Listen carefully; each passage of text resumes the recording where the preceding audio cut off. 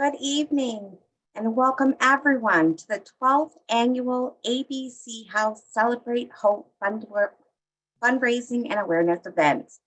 While we miss seeing everyone here in person, we are honored you are joining us tonight from the safety of your home. I'm Stephanie Martinenko Ray, Board President. Some quick housekeeping. Your video and sound will be turned off during the program. If you have any questions, please use the Q&A feature on the bottom of your screen.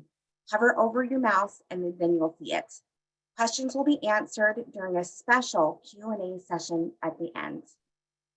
Your donation tonight will make a huge difference in the life of a child suffering from abuse, ensuring they have the specialized care and support they need to recover and heal.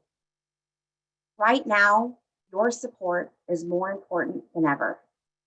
The effects of the pandemic are continuing with stressors like job losses, finances, and loss of childcare, which continue to put vulnerable children at great risk for abuse or neglect.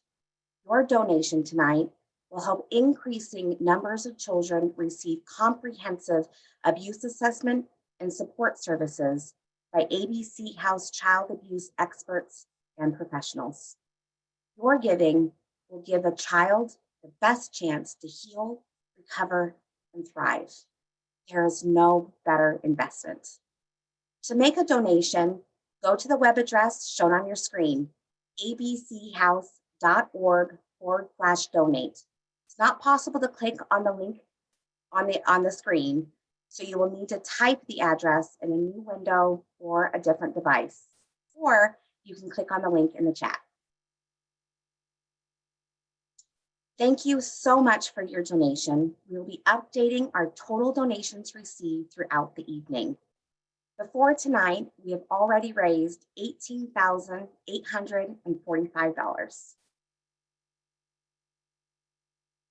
Please join me tonight in recognizing our generous sponsors. The support makes hope and healing possible for children in crisis throughout Benton and Linn counties, starting with our presenting sponsor, Town and Country Realty. Thank you so much for your generous sponsorship and years of wonderful support. Here is a quick message from our presenting sponsor. Hi, I'm Lisa Marie Boyd. And I'm Catherine Fisher. We are the co-owners and principal brokers of Town and Country Realty. First, thank you to the ABC House staff and volunteers for everything you have done this year, given especially the challenges of the pandemic. We all, and children most of all, deserve to be safe in our home and community. Join us in supporting the ABC House. Give generously. Next, I'd like to thank our premier sponsors, Coastal Farm and Ranch, Ralph and Linda Scariano, and Eads Broadcasting. Thank you for your deep commitment to helping vulnerable children in our community. Next, our major sponsors, NTAC, Girding Builders, Bi-Coastal Media, and Dr. Carol Shervanek and Dr. Bill Barish. Thank you for making brighter futures possible. We also want to acknowledge a number of generous supporting level sponsors for their generous support. And thank you to the numerous event sponsors for their support. Thank you again to all the sponsors who support children impacted by abuse or neglect.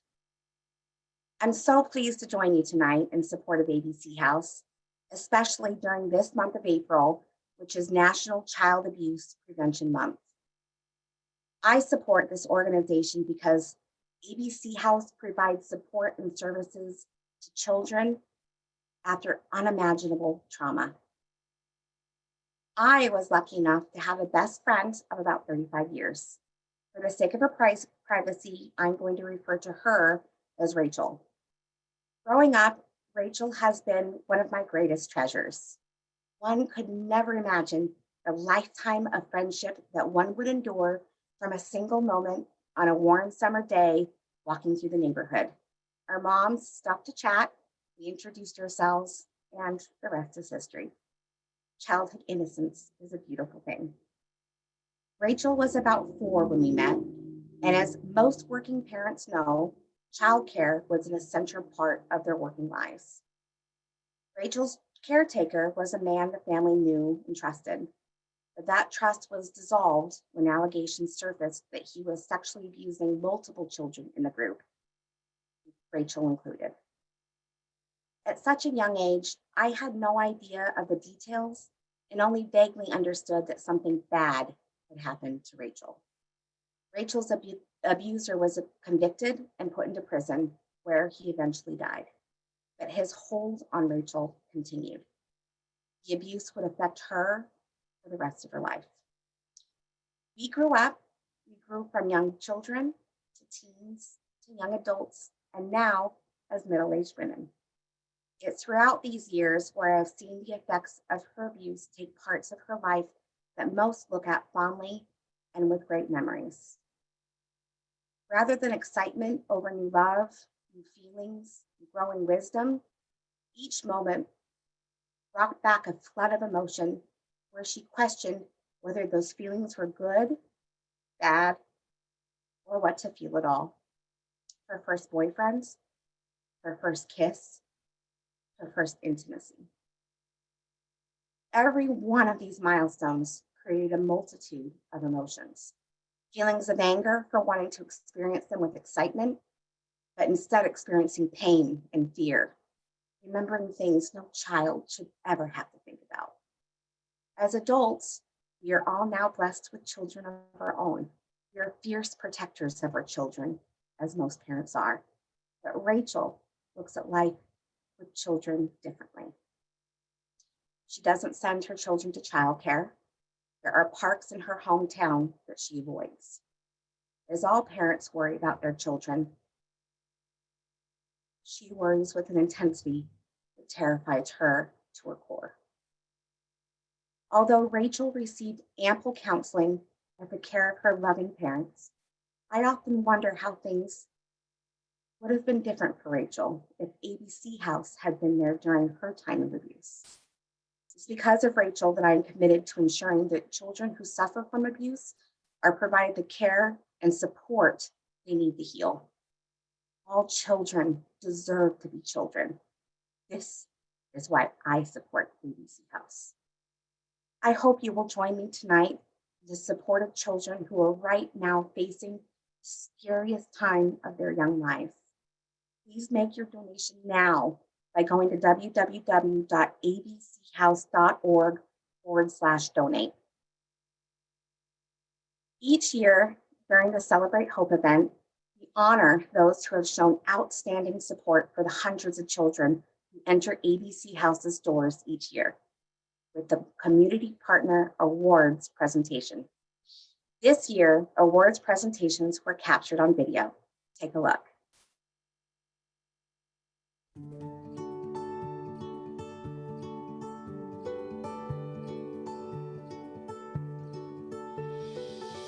Congratulations to Mary's River Quilt Guild, recipient of a 2021 Community Partner Award. As many of you know, quilts provide lasting comfort for the hundreds of children who enter ABC House's doors each year. ABC House has been very fortunate to receive generous donations of quilts from Mary's River Quilt Guild for nearly a decade. Mary's River Quilt Guild is dedicated to ongoing education and community service. The Guild has been providing quilts to community members and organizations in need since 1989.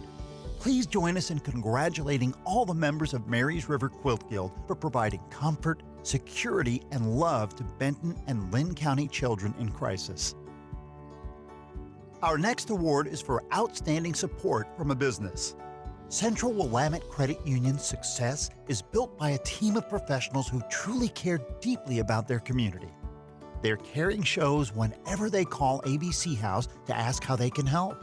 Whether it's a toy drive, newsletter mailing, or even making sure we had access to a PPP loan, their team always goes the extra mile. Central Willamette Credit Union has been supporting ABC House for more than 15 years and has participated in our Celebrate Hope event since 2012.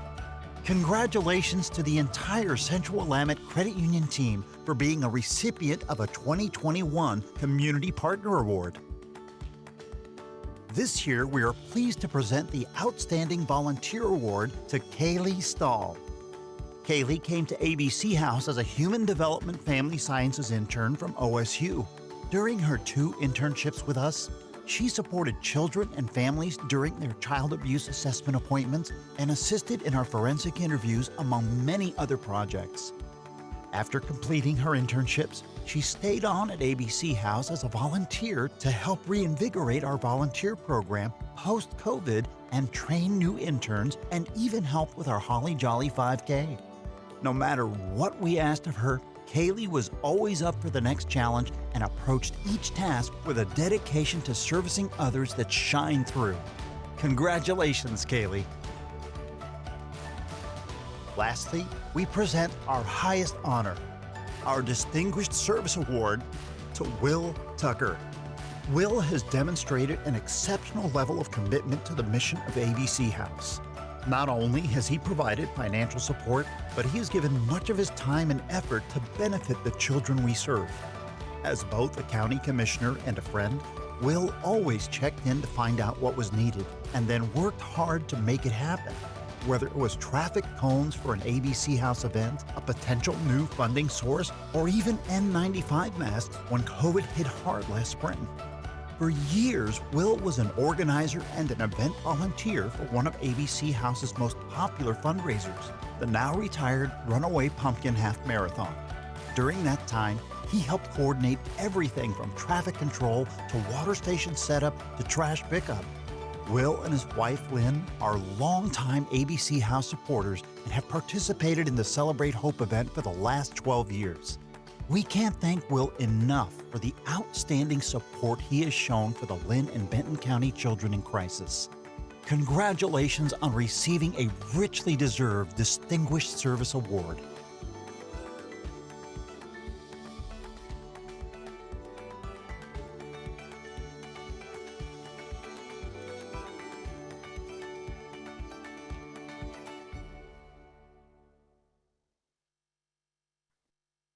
Congratulations to this year's Community Partner Award recipients. If you haven't made your donation yet, now is a good time. Go to www.abchouse.org/donate to make your donation right now. As of now, we have raised $19,745 in donations. The pandemic during 2020 presented numerous challenges for ABC House. The staff adapted in a number of ways to ensure essential services for children impacted by abuse continues. They would like to share with you some of their observations and perspectives with the following video. My name is Carol.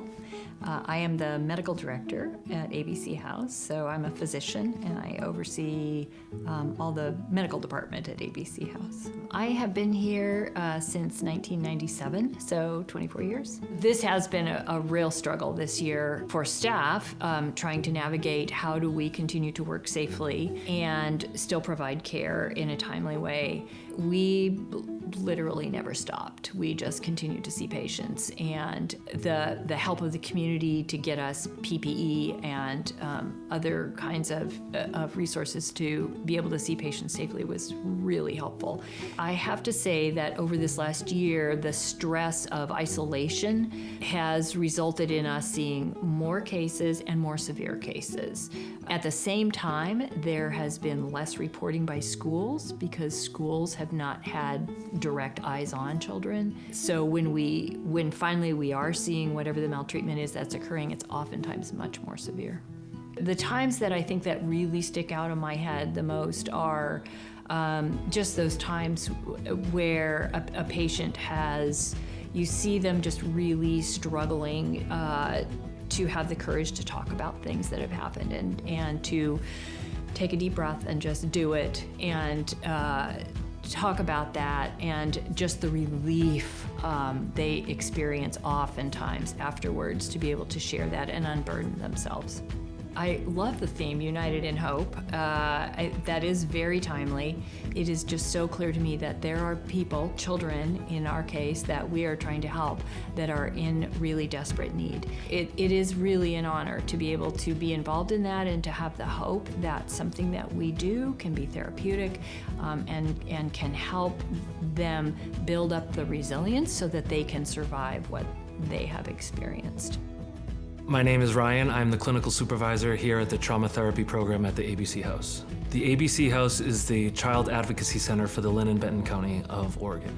Kids come to me for help through the trauma therapy program to assist with the stressful or confusing events that happen to them. In most cases, that's sexual or physical abuse or neglect. I help them re-secure attachment with their parent or caregiver and hope that they can get back to life pre-trauma. The reason that I keep working here is because of the progress that I can see with my clients from start to finish. Each time I meet with a new client, I get to see their progress and their journey through all of this as well. My work is not just client-specific, it's with the whole family, and getting to see their whole family respond to treatment, and that the whole system of a family system can return back to some sort of normalcy after awful things that have happened is what makes me want to keep working here. I have many near and endearing memories of the kids that I've worked with here and the families that they have, and they're all flashing through my head now. That's like fuel for me to keep going and get to add people to those memories is just amazing. My name's Amanda. I'm a forensic interviewer here at ABC House. So what that means is that when children come in based off of allegations of abuse or neglect, they come into a room with me where I talk to them about what has happened and give them an opportunity to share the things that have been going on with them. I've had an opportunity to let a child know that their voice is important, that I am supporting them no matter how awful the things are that they have to tell me that day. I'm reacting to them in a way that's supportive and that lets them know that they're okay. Our community and how we are interacting with our kids in our community is very, very important. And knowing that people are out there who are not just assuming that everybody's okay and turning a blind eye to, the things that, are happening to kids in certain situations is so, so important. And we don't operate and function the way we are able to without the support of our community. We receive all types of donations that we use to help support our kids and our families when they're here.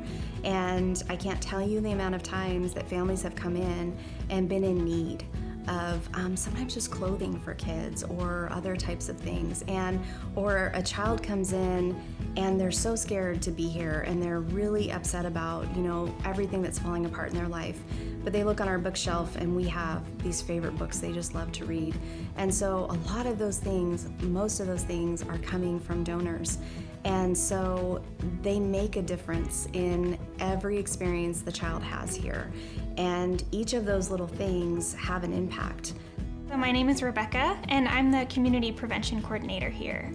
So I provide all of the prevention education to people of all ages in the community, including elementary school students, middle schoolers and high schoolers, and adults.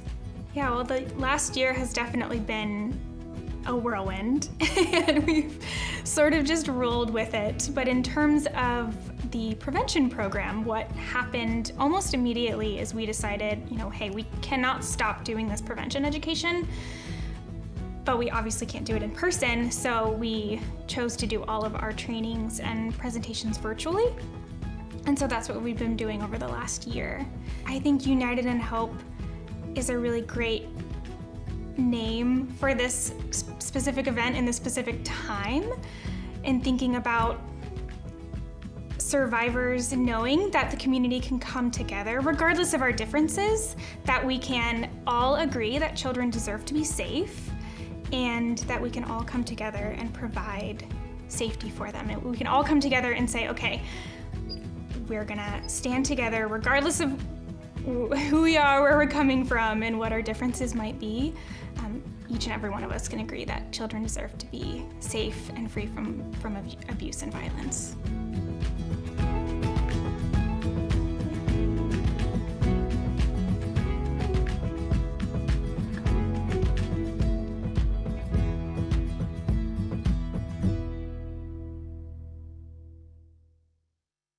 As many of you know, the ABC House team is led by a talented and dynamic executive director who is dedicated to making the life for children better from children suffering from abuse.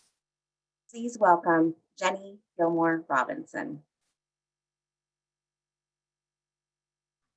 Hello, everybody out there. I want to thank you all for joining us tonight. As you've heard, tonight our theme is United in Hope. Now, this is a theme that really resonated with me. Right now, it feels like there is so much that divides us politically, geographically, culturally, and all of this is compounded by the fact that we can't physically be together. Sometimes it can feel like we are more different and more separated than ever before. And then I think about what makes us alike and what matters most, which is our children. Something that we can agree on, no matter who we are or what our walk of life, is that children deserve to be safe and protected. And with a problem as big as child abuse, we have to work together. ABC House was built on the principle of different people from different backgrounds coming together for children. Almost a quarter century ago, we were founded by law enforcement and child protective services, medical and mental health professionals, lawyers, all of whom were committed to the idea that we could serve children in a more effective, more collaborative, and more child-friendly way. And today we still work closely with partners from all different backgrounds and all different types of expertise. And it's because of our differences that children receive the care at ABC House that they deserve, such as medical exams by child abuse experts. We are fortunate to have 3 incredible medical providers who are trained in child abuse medicine, the recognition and treatment of child abuse.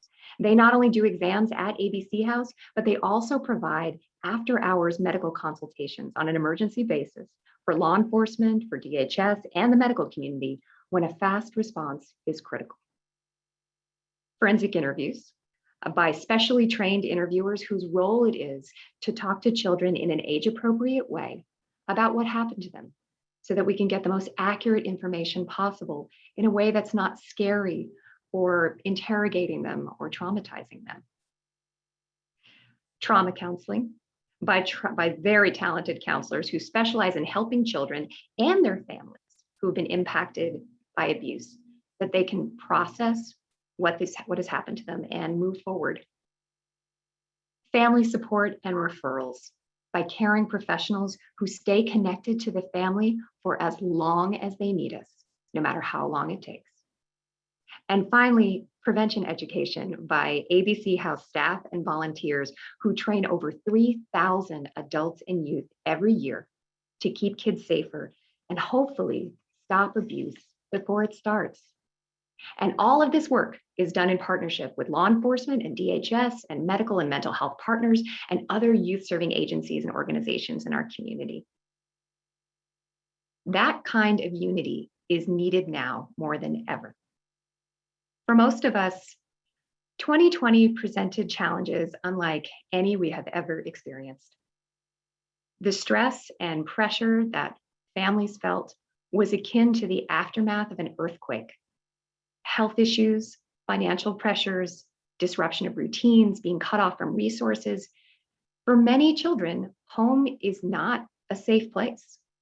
Some were even trapped with their abusers and effectively cut off from safe adults.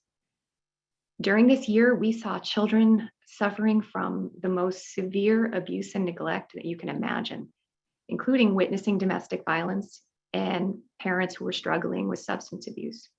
It was breathtaking and deeply, deeply concerning. And when the safety net was weakened, our community struggled so hard to fill the gaps. And the same question came up from community members over and over. How can we help? Well, just as you never stopped caring, ABC House never stopped working. Child abuse doesn't stop during times of crisis, and so neither do we. Like all of you, with every new challenge, we adapted and kept going. To deliver services safely in a time of crisis, we strengthened our safety protocols. We increased our use of PPE and sterilization equipment. We embraced technology to reduce children's risk of COVID exposure and even bring services to children when they couldn't come to us. And we ended up serving 25% more children last summer than the previous year. And in the middle of all of this, we saw the most incredible moments of bravery from children. Like the kiddo who, after being struck in the head with a shot glass by his mom, and he hit him so hard, and he ran to the fire department for help because it was the first place he could think of, and firefighters make him feel safe. Or the teenage girl who was balancing distance learning and working a part-time job, and she reached out to us to begin counseling entirely on her own because she didn't want her sexual abuse history to prevent her from having a healthy romantic relationship and maybe even having kids herself someday. And we witnessed hundreds of kids this past year take deep breaths, square their shoulders, and begin to share with us the nightmares that they had experienced. Each of them took a leap of faith to trust one more adult after being let down by so many. They chose to tell when they had been silenced for so long. I'd like to share with you a poem that was written by a former ABC House client who's now in high school, where she describes her experience about feeling ready to talk about her abuse. It really was it's powerful, and it moved me, and I think it'll move you too. So I present to you The Lion. Sometimes I look back on the day that I finally pushed back. My fears had been keeping me from letting my story out. But one day, anger flooded my heart like a tsunami. And suddenly, the adult on the other side of the door opened it. I walked through the door and was greeted by not only cops and strangers, but the feeling of my voice suddenly being the loudest in the room. Like a lion that had a muzzle, only now the muzzle was off. With social distancing mandates beginning to relax and in-person school and activities resuming, ABC House and the child welfare community are bracing ourselves for a flood of referrals as children are once again connected to more adults who care. And we need to be ready for those children, whether they come to us speaking in whispers or feel ready to roar. If children can be that brave, surely we can be brave enough to work together to protect them. Because none of this work, none of this caring, this healing happens without your help. None of it happens if we don't work together. Together, we can give kids a voice. Together, we can keep them safe. Together, we can help them thrive. We do this together because our strength comes from each other. Tonight, we celebrate hope, and we celebrate it together. And now, it is my privilege to introduce our keynote speaker. Nathan Langston is a native Oregonian, now living in Seattle, but we don't judge him for that. He is a poet, a musician, a software designer, and a father of 2 boys. And he is also a survivor of child sexual abuse. He published his experience and his ongoing recovery in an ebook called I Need You to Tell Me Everything, which is available online. Nathan is appearing tonight in a recorded video presentation, and we are so honored to share that with you.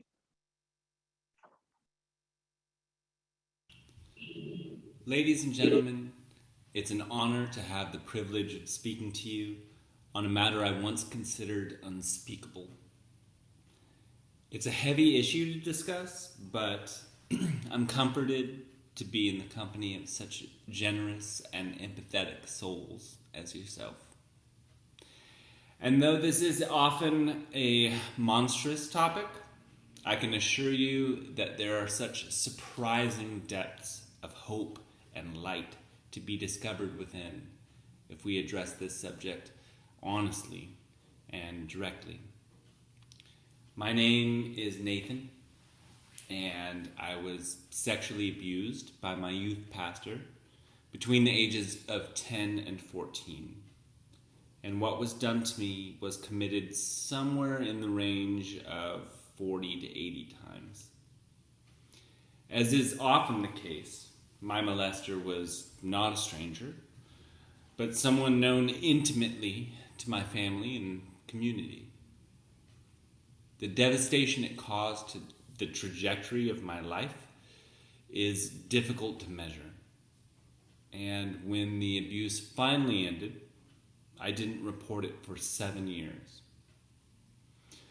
When I did finally find the words to say the unsayable, or perhaps when those words found me, Detective Reynolds was dispatched south from Hillsborough to interview me in Eugene, where I was attending school. Upon meeting him for the first time, the detective said, "Nathan, I'm going to tell you something disturbing." In somewhat graphic detail, he described one of his more recent cases, described a body that had been found in the woods and what had been done to it. I'll not share those details with you, but then he said something that will stick to my ribs until the day that I die. He said, "Nathan, by keeping this awful secret all these years, you were trying to protect your family, trying to protect your friends, trying to protect your church. And I didn't tell you that story to impress you or freak you out. I just need you to know that you don't have to protect me. You can tell me about the worst things that have ever happened to you, and I'm going to be okay. I'll be just fine. And I need you to tell me everything." That statement on that day by that cop occurred to me as an oceanic relief. As though I was able to take my first breath in 10 years. It filled the branches and boughs of my mind with an invisible Pacific body of wind, and inspired me to say what needs saying and to wreck what needs wrecking. It inspires me for two reasons. The first is that Detective Reynolds acknowledged the innate heroism of children. Just as I would give anything, to protect my two young boys from the pain and tragedy of this mortal life, they were born intrinsically wanting to protect me too. Our children come to us brave, naturally benevolent, and brimming with courage. And our little ones are not wrong to want to keep the truth of this from us.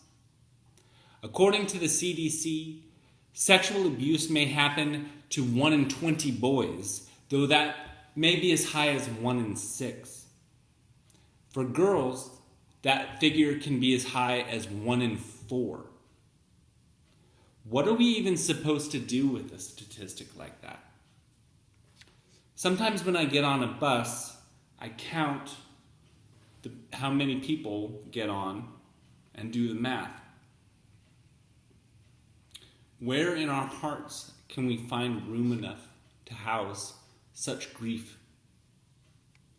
By the illuminated mandates of their blood, our kids naturally want to keep that weight from us.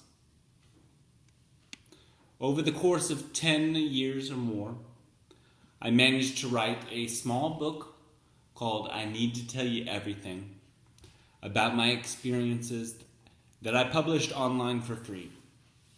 I was totally unprepared for the response. In the first few weeks it came out, I was often receiving 30 to 40 of the most excruciating and amazing letters every single day, often written anonymously. Folks told me things that they had never told anyone, gruesome and heartbreaking and astonishing letters. I was not trained to deal with that volume of trauma, and it pretty much buckled me.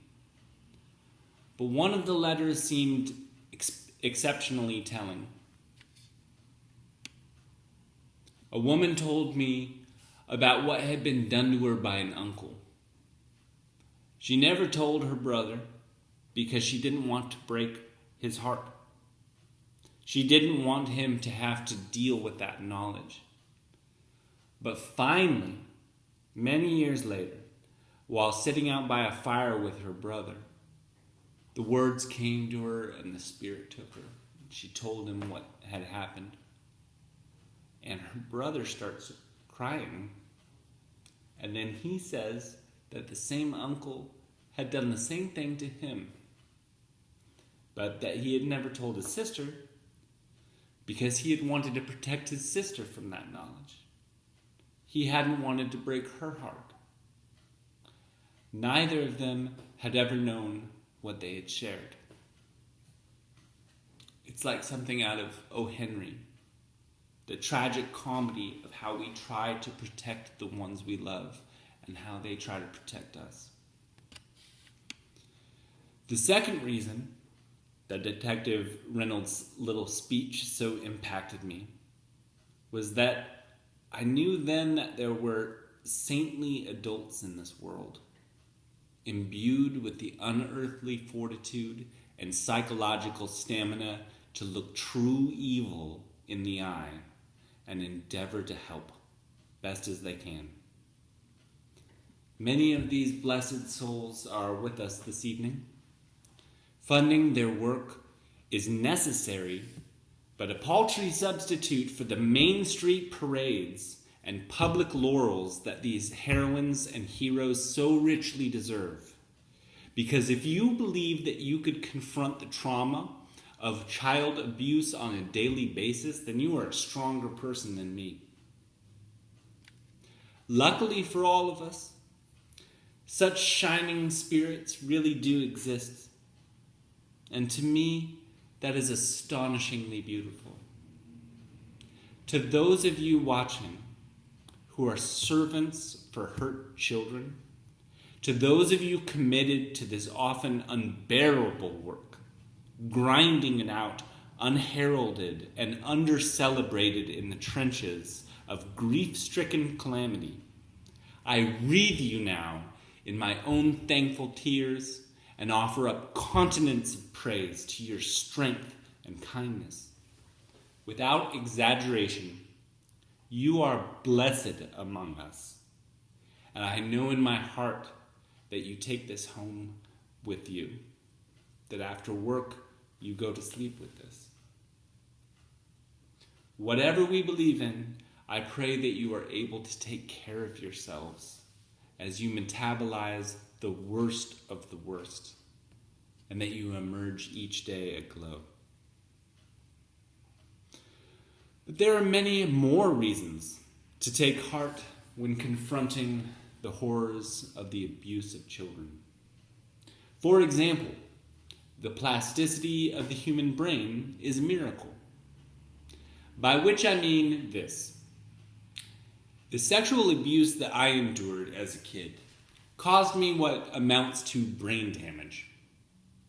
I've got what is called complex post-traumatic stress disorder, differentiated from the more common diagnosis of PTSD because it involves prolonged exposure to interpersonal trauma. A person's core identity is distorted, which in children often means failing to achieve important developmental milestones. It also causes impulse control problems, sleep problems, attention problems, as well as discrete memory states. It causes attachment disorders, shame, issues with cause and effect thinking, and it wrecks executive functioning. By the book, complex PTSD causes a fragmented and disconnected autobiographical narrative. And that is me, and that is me again, and that is me again, check, check, check. But that's not the end of it for people who have endured child abuse. Many traumatic memories are inscribed into the limbic system of the brain, rather than into the prefrontal cortex. The limbic system, like a newborn baby, has no understanding of time. These memories are much more technicolor, much more based in the senses and the body. As these horrific memories are encoded, without an understanding of temporal chronology, they occur to us in the present tense, as though they are happening now. That's why, in group therapy, you might see a big, strong dude scared to death about something that had happened to him when he was an 8-year-old boy, as though it's happening to him now. But despite the often severe brain damage caused by child abuse, the human mind remains plastic, malleable, flexible, rewritable. It regularly proves itself to be the most resilient of our bodily organs. Even as an adult, I continue to weave the holes that were torn in me when I was a kid. For years, different forms of therapy have helped me reconstitute my sense of self and put my trauma where it belongs, which is in the past. However, this plasticity, this ability for the brain to change and heal, does decrease as we get older and our identities become more fixed. This is why early intervention in situations of child abuse is so urgently necessary. If you catch it early, it can be gently and expertly addressed by professionals, you're not only saving one of our children in that moment, you continue to save them the next year and the next decade and for the rest of their lives. Finding and treating abuse is so hard because children want to keep it a secret to protect us. But they also want to keep it secret because it's confusing, especially for our littlest neighbors, who often don't have the vocabulary or experience to place what they have endured in a context of what is considered normal. Children, the most vulnerable and beautiful segment of our society, also don't want to talk about it because it's overwhelming and scary. For children, abuse is more psychologically taxing than what our soldiers endure in combat. And they just don't know what will happen when they say the words. That is why it is a moral imperative as citizens and neighbors and parents and leaders of the community that we ensure that the gentle and heroic warriors and healers of organizations like the ABC House have every possible resource they need to do work so impossibly difficult that most of us cannot even bring ourselves to imagine it. This means money, and some of the best and most blessed dollars your family or your company will ever possibly spend.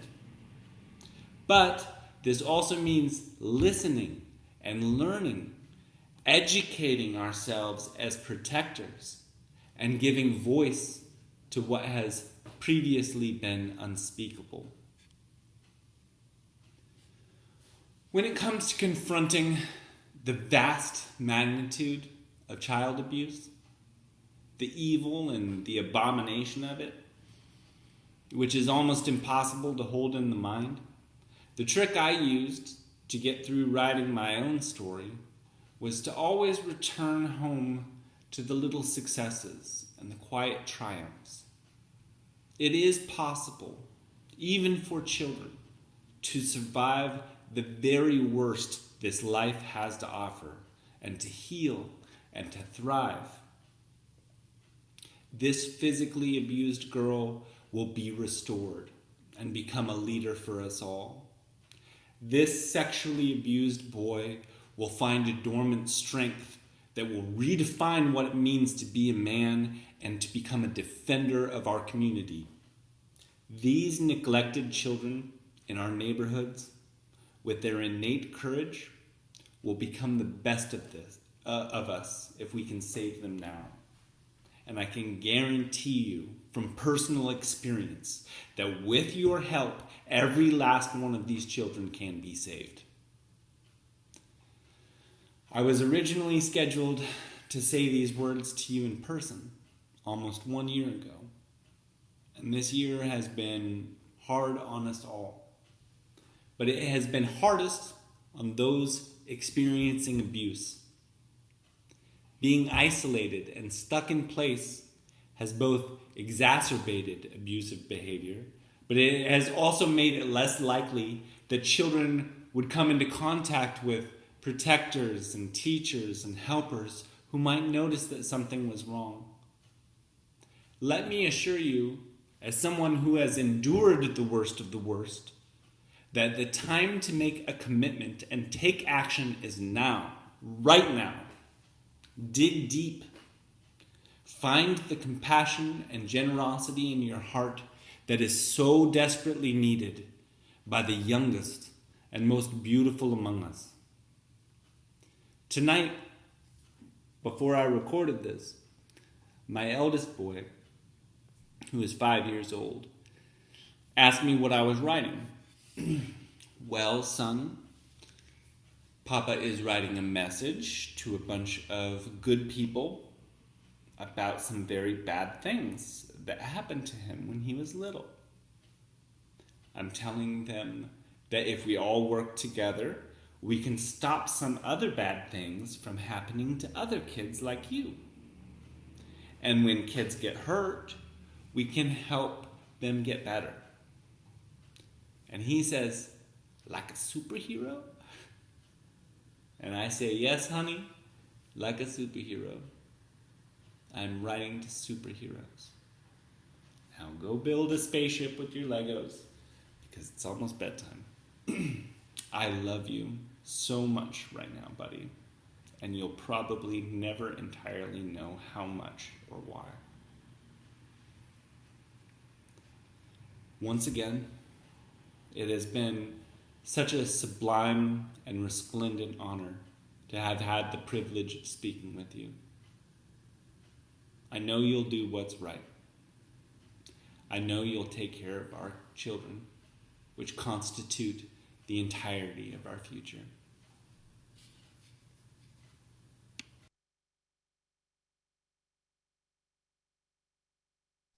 At this time, it is my great pleasure to introduce our next speaker.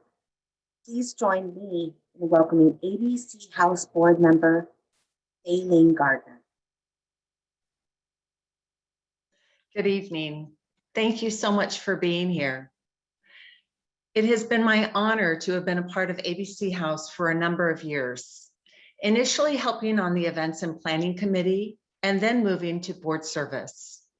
Over the years, I have been very privileged to meet some amazing people at ABC House that are caring, compassionate, and committed to the mission of serving children in our communities. As a victim of childhood sexual abuse many, many years ago, I wish that I would have received services at an organization like ABC House.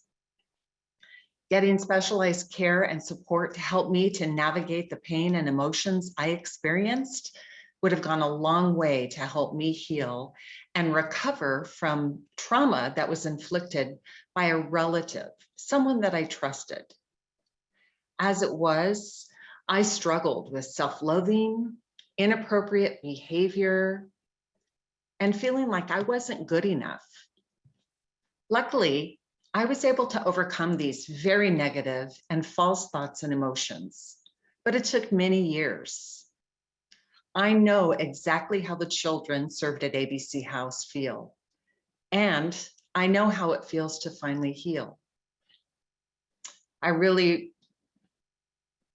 One of the things that Stephanie said about her friend Rachel really resonated with me, and that was how she worried with an intensity that just shook her to her core about her own children. I know that feeling. You can be the one to help a child heal tonight. As Nathan said, you can be a superhero. I hope you will join me in support of the children and families in our community who are facing abuse and ensure that they receive the care and support services they need to lead healthy and productive lives. Together, we can break the cycle of abuse. Thank you for letting me share my story with you. Your presence tonight shows that you care about the children of our community. Your giving tonight shows you are willing to take action to help. By supporting the work of ABC House, you are ensuring that abused or neglected youngsters can heal from devastating events beyond their control that leave them with shame, fear, nightmares, guilt, and suffering in silence. As a board member of ABC House, I have seen firsthand how donations impact the number of children who receive services.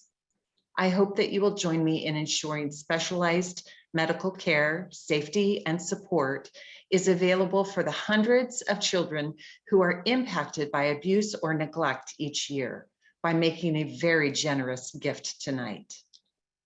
Please go to abchouse.org/donate right now, or pull out your checkbook to make a generous gift.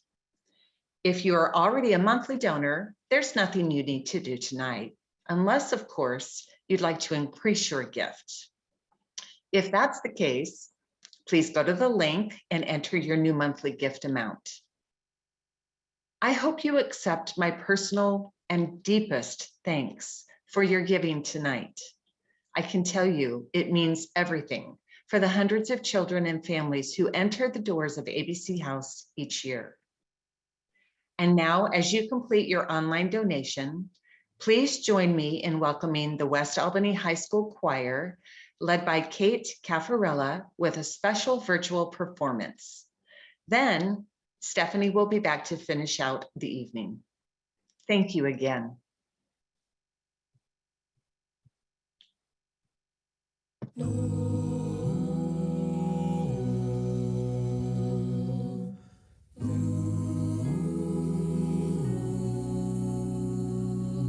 Have you ever felt like nobody was there? Have you ever felt forgotten in the middle of nowhere? Have you ever felt like you could disappear? Like you could fall and no one would hear? Well, let that lonely feeling wash away. Maybe there's a reason to believe you'll be okay. 'Cause when you don't feel Strong enough to sound, you can reach out your hand and know someone will come running, and I know they'll take you home. Even when the dark comes crashing through, when you need a friend to carry you, when you're broken on the ground, you will be found. So that the sun comes streaming in, as you reach up and you rise again. If you only look around, you will be found. You will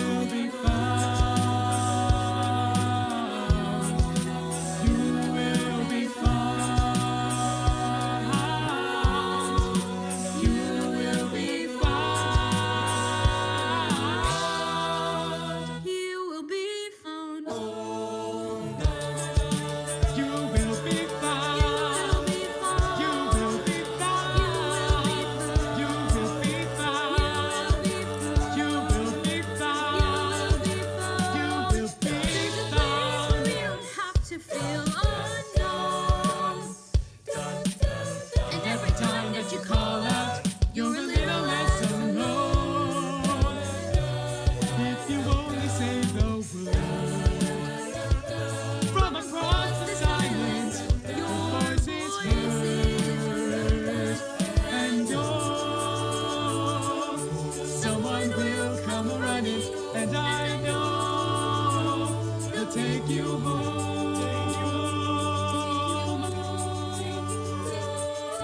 Out of the shadows, the morning is breaking, and all is new. All is new. It's filling up the empty, and suddenly I see that all is new. All is new. Even when the dark comes crashing through, when you need a friend to carry you, and when you're broken on the ground, you will be found. So let the sun come streaming in, 'cause you'll reach up and you'll rise again. If you only look around, even when the dark comes crashing through, when you need someone to carry you, when you need someone to carry you,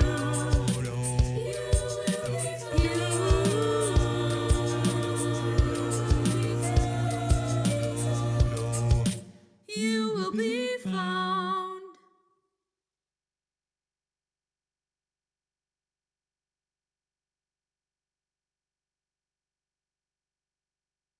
Wow, that was amazing.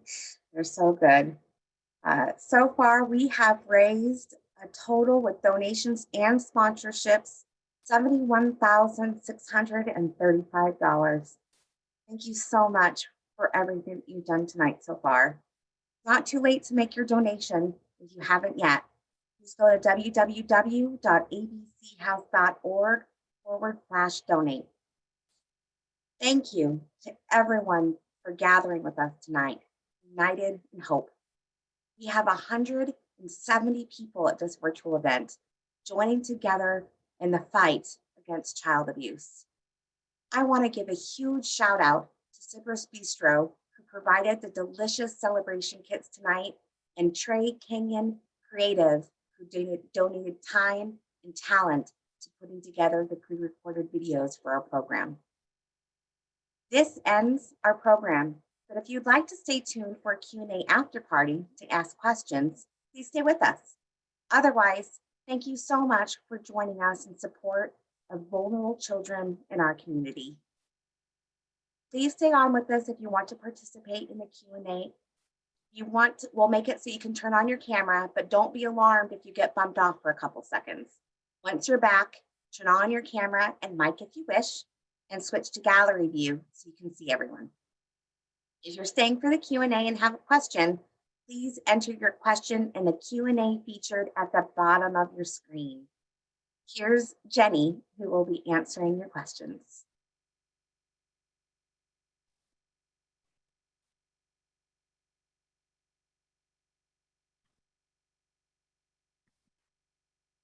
Hi, everybody. Thanks so much for staying on. I'm gonna switch to gallery view so I can see some of you. Let's see. So I'm looking at some of the questions that are coming in. Thank you. Thank you so much. Okay, so the first question, and this is a good one. We actually probably didn't talk about this one tonight, is how many kids do we help in a year? Now, on average, about 700 kids get direct services from ABC House.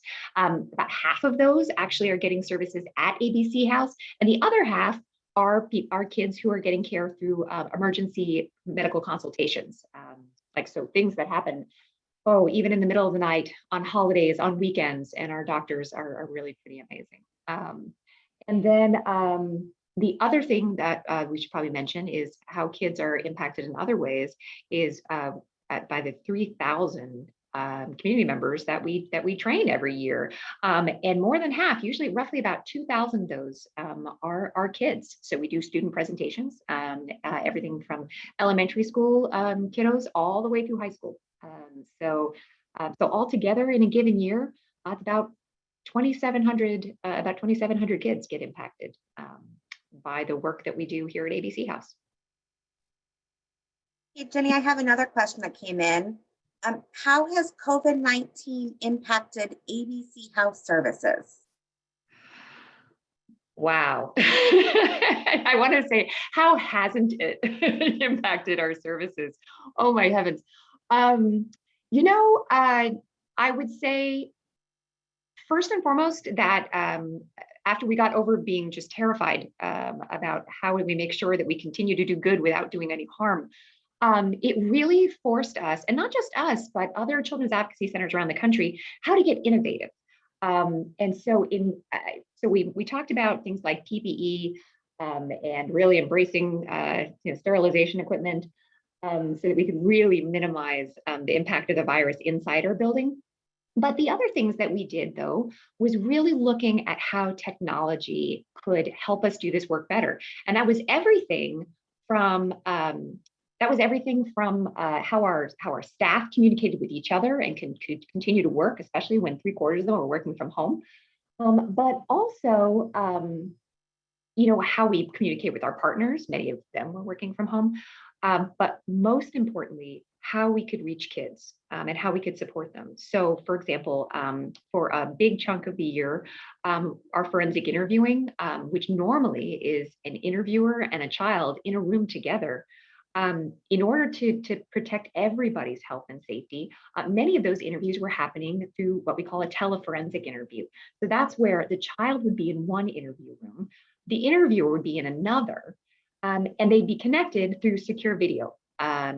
What was great about that, though, it was that not only did it keep everybody safe and healthy, but it allowed everybody to take their masks off so that everybody could see each other's faces. So children could see the interviewer and the interviewer could see the child. Also, our mental health program, just huge kudos to our clinical supervisor, Ryan, who with almost no notice transitioned our entire trauma counseling program, including parent-child interaction therapy, made it go virtual. It was pretty amazing to see the number of kids who accessed counseling services and kept going.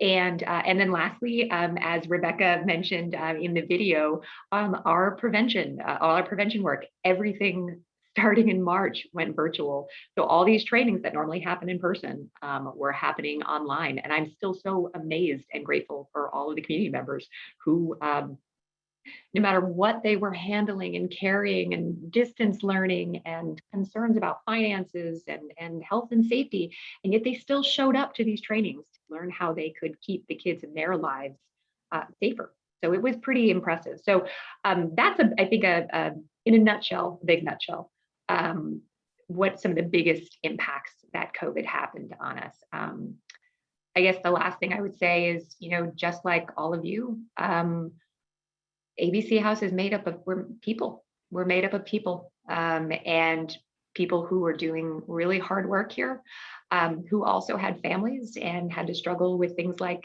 distance learning for their kids. So I think this was a really tough year, but man, I've been so incredibly impressed by the strength and resilience and incredible attitude of our staff. So anyway, yeah, that was COVID in a big nutshell. There are a couple COVID related questions, and you might answer some of it in there. But I will say that I've been so impressed by the way ABC House has pivoted and been able to just really take on the challenges of the pandemic and move forward with our mission in mind. The next question related to the pandemic was, has the pandemic increased incidents of child abuse? That is a great question. The truth is we don't know, and we're not going to know for quite some time what the full impact of COVID has been. Many people probably read in the media, in the newspapers, that when schools closed and went to distance learning last spring, reports to the Oregon Child Abuse Hotline plummeted. Now that's not surprising. And I can tell you that it wasn't because child abuse was magically cured, unfortunately. It was because all of these mandatory reporters, primarily school personnel, teachers, school counselors, they no longer had the same access to kids. These are adults who keep their eye on the kids in their lives that they're worried about, and they support them and step in to help. And sometimes that means reporting to the child abuse hotline, make sure the kids are safe. So we saw those numbers go down dramatically. But nobody in this field, either here right here in Albany, or here in the state of Oregon, or around the country, nobody believed that child abuse had declined, because we know a lot. The research tells a lot about what happens in times of crisis. There's a lot of research about what happens in natural disasters, and how abuse increases after natural disasters like earthquakes, hurricanes, and many of the same factors are present here. Disruption of routine, financial pressures, stress, isolation, being cut off from resources. So logically speaking, I think it's highly likely that abuse has increased. The other thing that we know, and this also mirrors the research, is we know that hospitalizations for severe abuse, so children presenting at the emergency room and needing to be admitted because their abuse was so severe, that has increased, and we know that for sure. So all of this says, all of this just tells us that there's some really scary things going on, and really emphasizes the importance of caring adults who are paying attention and checking in with kids. And making sure that if something doesn't feel right, and if they're worried, that they're taking action. I don't think I can overestimate the importance of our school personnel, of our youth serving personnel, and just caring adults. So anyway, so stay tuned. I think we'll find out more. Somebody else asked, is ABC House experiencing a budget shortfall due to COVID-19? We are, okay. How can I answer that? Yes. So ABC House has to fundraise every year, no matter what. So we never go into a year having everything fully funded. We always know that we're going to have to fundraise. Some things that have been really challenging this year are two things. One is every year, anywhere from $50,000 to $100,000 is raised by community members who put on fundraisers for ABC House. That can be restaurants, for example, doing dine-in events, and things like that. That brings in an incredible amount of support. Well, this year, many of those fundraisers, those community-hosted events, weren't able to take place. And so that was definitely, we're looking at roughly $45,000 less than last year for that. The other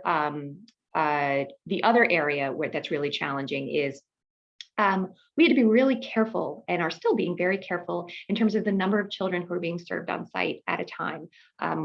So for much of the year, with the exception of emergencies, instead of having multiple families, filling up our two different waiting rooms, so we could have two simultaneous assessment appointments at the same time and multiple counseling appointments at the same time, things were limited, just so that we could make sure we were keeping people as safe and healthy as possible. But fewer children on site at a time means less that we're able, it means fewer appointments, and it means less that we're able to bill health insurance for. So that's the other area that we're really seeing a pretty significant decrease. We're working hard. Our team, particularly our development team, are super innovative and scrappy and working hard to bring money in. But I think it really emphasizes the importance of Celebrate Hope, and how much we need your help to do this work, because none of this work happens without you.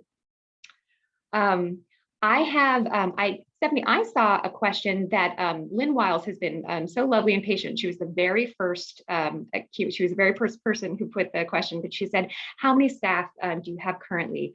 And thank you for the compliment, Lynn. She said she had no idea you had so much bandwidth, and thank you. So right now we have 21 staff, which has actually been a huge growth for us. And so because when I joined ABC House 9 years ago, I think we had 10. And so we've really doubled in size.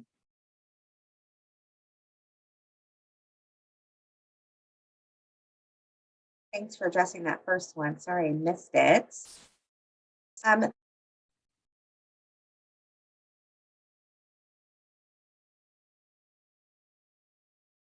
Oh, and I see another one. Asking about what are the types of donations that are the most beneficial to ABC House. I'm going to be really straight.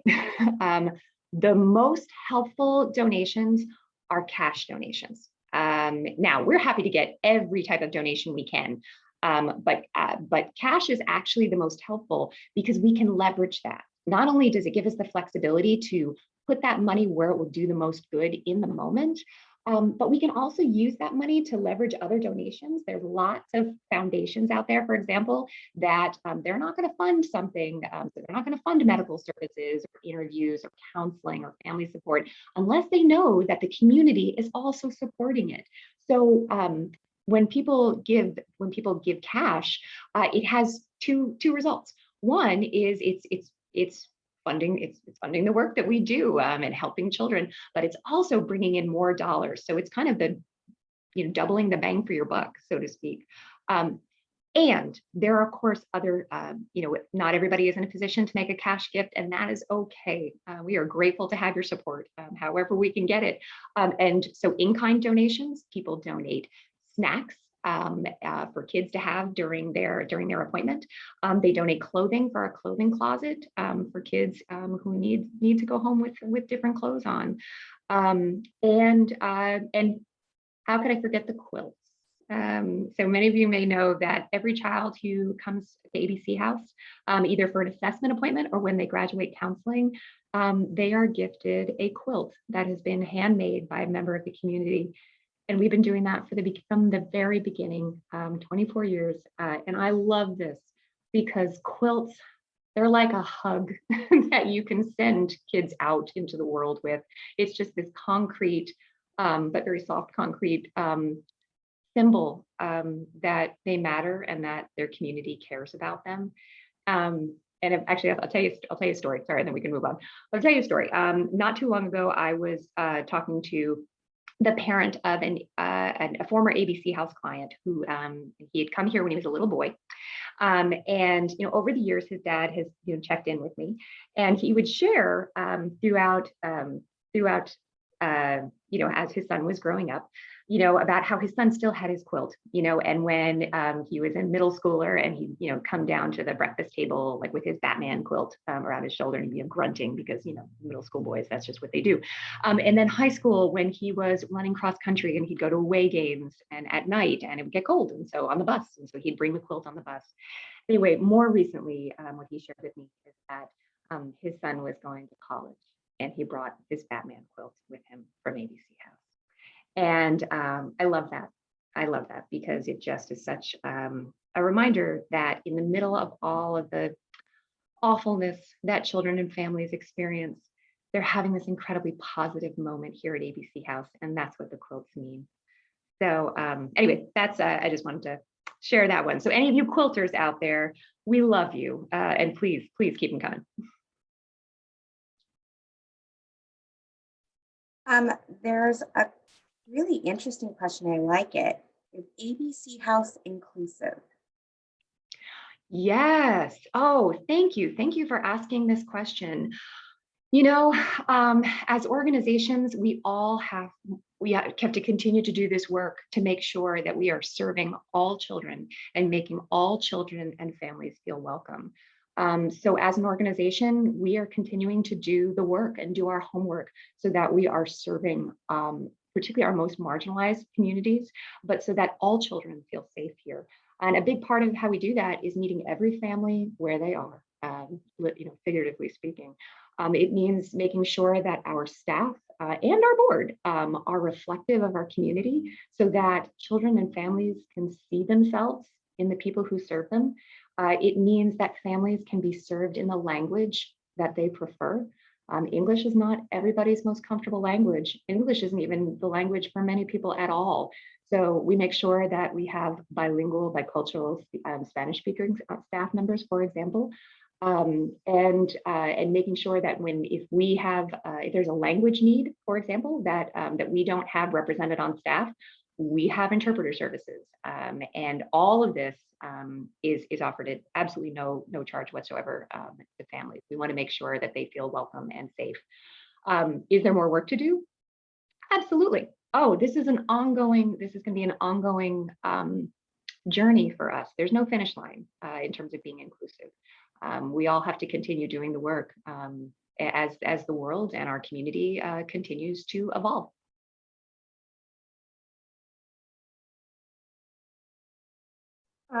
Another question asks, does ABC House get involved in court cases?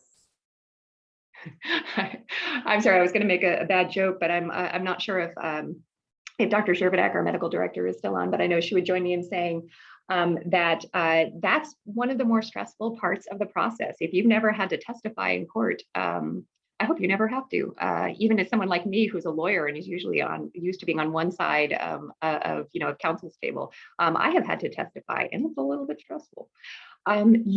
Yes, we do. Our people are, in addition to doing these services, many times in both criminal cases or dependency cases, those are foster care cases, our people are asked to testify and talk about not only what happened here when a child had services, but what that means, what the significance of it, because our people are expert witnesses and they are very, very good at what they do. They are absolutely killer in court, which is great. And we are neutral. Our job, we don't have any vested interest in the outcome, except that the truth comes out. And so that can be a pretty powerful pieces of evidence. So yes, it's not the most fun part of the job, but it's really important because in court cases, whether criminal or dependency, it is so critical that either the judge or the jury, depending on who is hearing the case, that they hear all the most important information so that they can make a decision that's ultimately going to be in the child's best interest. Thanks, Jenny. That's all the questions that we have for tonight. I want to say thank you for staying for the Q&A after party to learn more. And thank you again for joining us tonight. Thank you. Thanks, everybody. Thank you for coming.